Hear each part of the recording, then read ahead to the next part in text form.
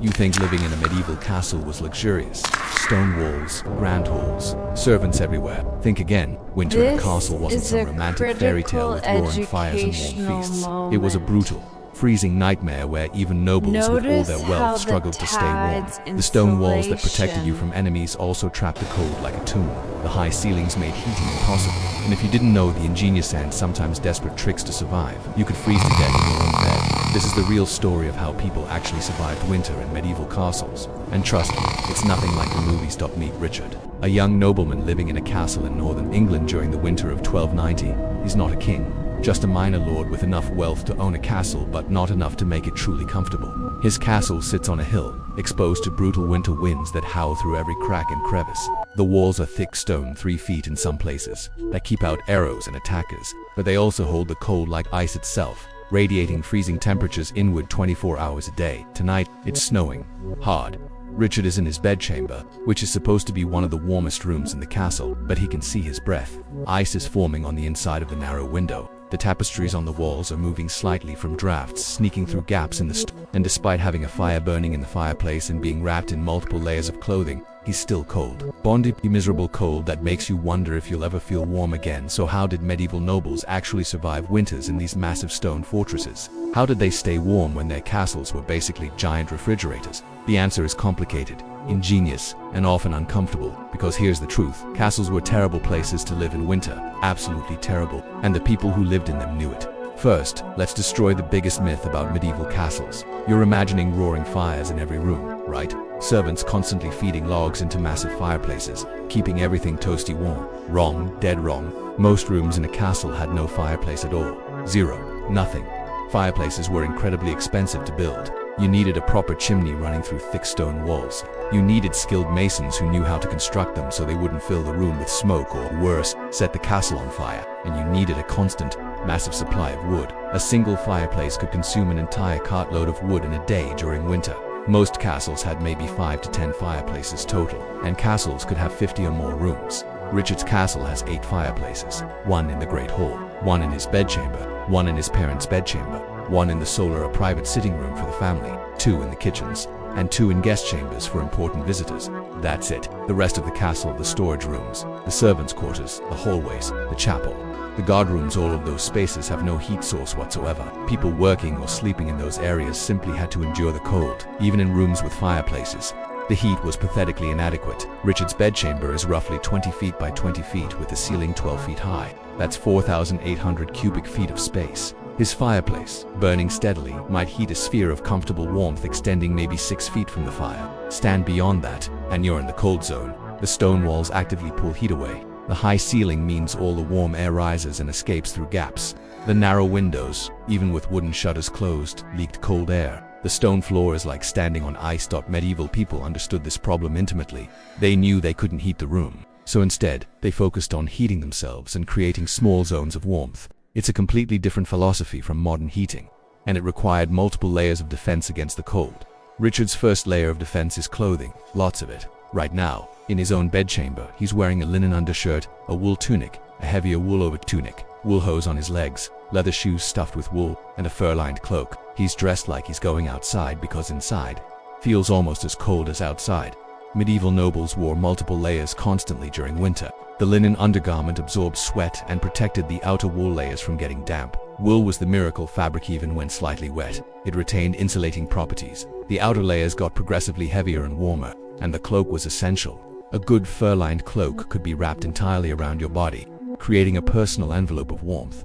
But even dressed like this, Richard is cold, because clothing alone isn't enough when you're living inside what's essentially a massive stone icebox. He needs more. He needs the castle's real secret weapons against winter. And the first of those weapons is something modern people would never expect. Textiles everywhere. Look around Richard's bedchamber. The stone walls aren't bare. They're completely covered with heavy wool tapestries. These aren't just decoration, though they are beautiful, showing hunting scenes and family crests. These tapestries are insulation. Each one is a thick layer of wool hanging a few inches away from the stone wall, creating an air gap.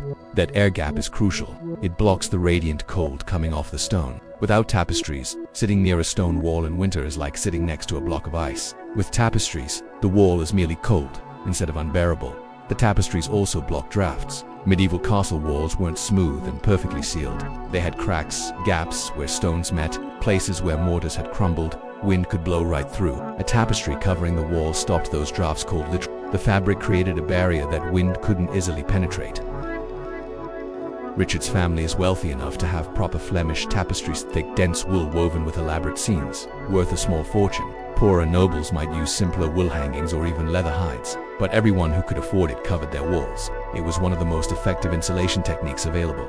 The floor is another problem. Stone floors are thermal sinks, constantly pulling heat away from your feet. Richard's bedchamber has multiple layers defending against this. First, there's a layer of rushes, dried reeds and grasses spread across the stone.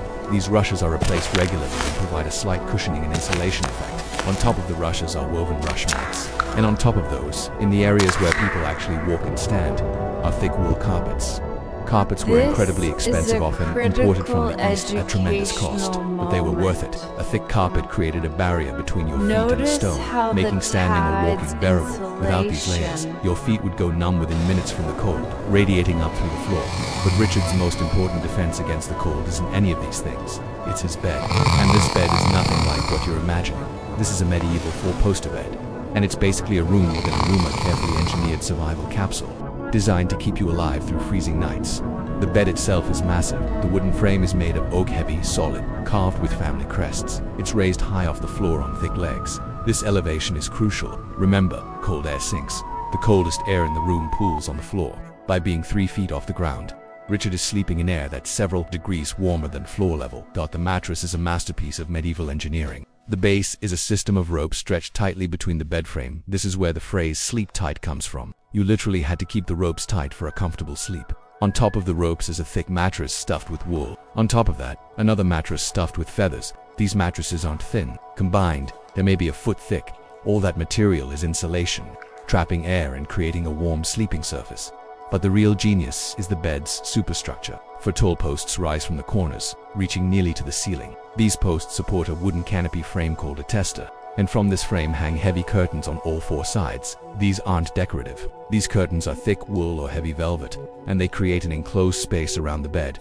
When Richard goes to sleep, he closes all 4 curtains completely. Suddenly, he's inside a much smaller space, maybe 6 feet by 6 feet by 6 feet. Instead of trying to stay warm in a huge, cold bedchamber, he's now in a tiny enclosed cube. His body heat, along with the heat from anyone sleeping with him, warms this small space relatively quickly. The curtains trap that warmth and block drafts from the rest of the room.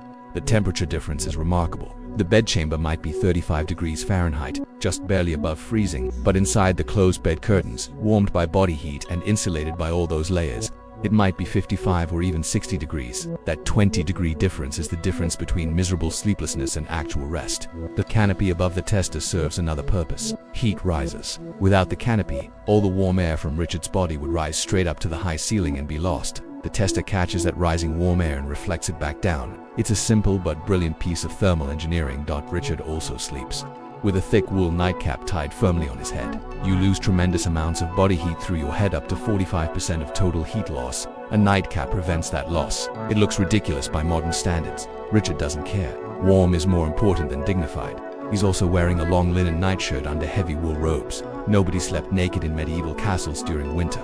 That would be suicidal. You went to bed fully dressed, often in multiple layers, with only your outermost day clothes removed. On the bed are multiple blankets. First, a linen sheet clean and smooth against the skin, then a wool blanket, then another wool blanket, then a heavy quilt filled with down feathers, then another wool blanket on top of everything. The weight of all these layers is significant, maybe 30 or 40 pounds of fabric and filling, but that weight is good. It compresses the air in the bedding, making the insulation more effective, and the psychological comfort of being under heavy blankets helps you relax and sleep.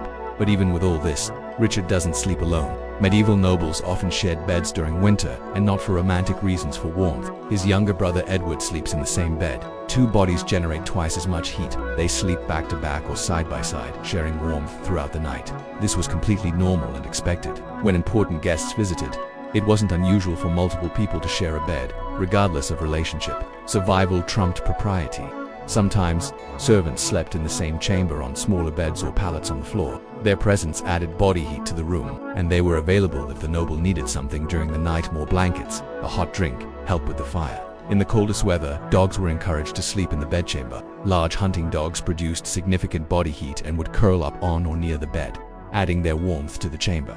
But let's talk about that fire burning in Richard's fireplace. It's not the comforting, cozy fire you're imagining. It's a constant battle that requires skill, attention, and enormous amounts of fuel. The fireplace is large, about 4 feet wide and 3 feet deep. The opening is tall enough for a person to stand in, and it needs to be this large because it has to burn massive logs. We're not talking about convenient split firewood. These are logs that might be a foot in diameter and 4 or 5 feet long. One of these logs might burn for 6 to 8 hours. But here's the problem: even with this large fire burning constantly, it barely heats the room. The fireplace is incredibly inefficient. Most of the heat goes straight up the chimney. The stone around the fireplace absorbs some heat and radiates it into the room. But stone is slow to heat and slow to release that heat. And the fireplace creates its own draft problems. It pulls cold air from other parts of the room to feed the fire, creating uncomfortable air currents. Richard's servants have to feed this fire constantly. Every few hours, another massive log needs to be added. The fire cannot be allowed to die down to coals because getting it burning strongly again is difficult and time-consuming. This means someone has to stay awake and watch the fire all night. Usually, a servant sleeps on a pallet near the fireplace and wakes periodically to add wood. The amount of wood required is staggering. Richard's castle, with its 8 fireplaces, can consume several cartloads of wood per day during the coldest months. That's multiple tons of wood that has to be cut, split, dried, transported, and stored. The castle has dedicated woodcutters working year-round. Massive wood piles are stored in covered areas to keep them dry. Running out of wood in winter could be fatal. But wood isn't the only thing being burned. Richard's servants also collect and dry animal dung, particularly from horses and cattle. When mixed with wood, dung extends the burn time and creates intense, lasting heat. Yes, it smells terrible. Nobody cares. Warmth is more important than pleasant scents. Sometimes, in the most desperate cold, peat is burned. Peat is compressed organic matter cut from bogs and dried. It burns extremely hot and lasts longer than wood, but it creates thick, choking smoke that fills the room and makes breathing difficult. It's used only when necessary because even medieval people found the smoke intolerable. Before bed, Richard's servants perform a crucial task. They prepare warming pans. These are long-handled metal pans with lids, usually made of copper or brass. Hot coals from the fireplace are placed inside the pan. The lid is closed, and the servant uses the long handle to slide the warming pan between the bed sheets. The servant moves the warming pan across the entire surface of the mattress, essentially ironing the sheets with heat. This accomplishes 2 things. First, it warms the sheets so Richard doesn't have to climb into a freezing bed. Second, it drives out moisture that has accumulated in the bedding during the cold day. Damp sheets are miserable, cold and clammy. Dry, pre-warmed sheets are heavenly by comparison. Sometimes heated stones are wrapped in cloth and placed at the foot of the bed to keep feet warm throughout the night. Or a heated brick is placed in the bed and wrapped in flannel. These primitive hot water bottles provided hours of comforting warmth, but all of this to tapestries, the carpets, the elaborate bed, the fire. The warming pans only makes winter bearable. It doesn't make it comfortable. Richard is still cold most of the time. He's just not dangerously, lethally cold. During the day, life in the castle revolves around staying warm. The Great Hall becomes the center of activity because it has the largest fireplace and the most people gathered together. Servants, family members, guests, everyone crowds into the hall because it's the warmest space available.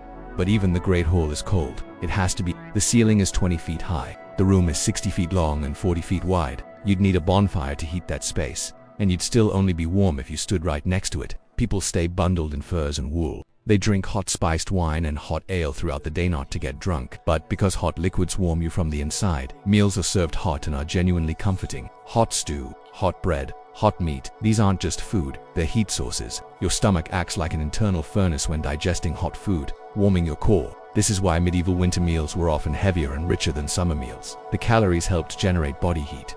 Food was also a concern in winter. Castles had been preparing for winter since autumn, laying in massive stores of preserved food, salted meat, dried fish, hard cheeses, barrels of grain, root vegetables stored in cold cellars, preserved fruits, barrels of ale and wine. A castle had to be self-sufficient for months, because winter travel was dangerous and often impossible. But even nobles faced food shortages during harsh winters. If the harvest had been poor, if winter lasted longer than expected, if stores ran low, then even wealthy families faced rationing. And when nobles were rationing, peasants were starving. The winter of 1315-1316 killed millions across Europe through a combination of cold and famine. Even some nobles died. Their castles couldn't protect them from starvation. The castle chapel was often one of the coldest places. Richard attends morning prayers every day it's expected of him. But the chapel has no fireplace. It's a stone room with high ceilings and narrow windows. Morning prayers in winter are a test of faith because you're standing or kneeling in what feels like a frozen tomb. Your breath creates clouds. Your fingers go numb. Your knees ache from the cold stone floor. Prayers are kept short during winter, everyone understands. The castle's defensive advantages become disadvantages in winter. Those narrow window slits designed to let archers shoot out, they let in cutting drafts. The murder holes in ceilings designed to pour boiling oil on attackers. They're gaps where heat escapes. The spiral staircases designed to favor defenders in combat. They're wind tunnels that channel freezing air throughout the castle. Everything built for war makes living in winter harder. Water is another constant problem. The castle well might be deep enough not to freeze, but water carried up in buckets quickly develops ice on its surface. Washing is a miserable experience.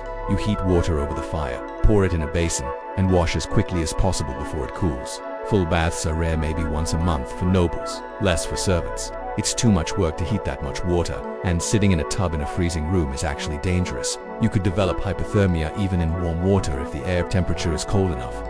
Richard's hands are constantly dry and cracked from the cold. His lips are chapped, his face is red and raw.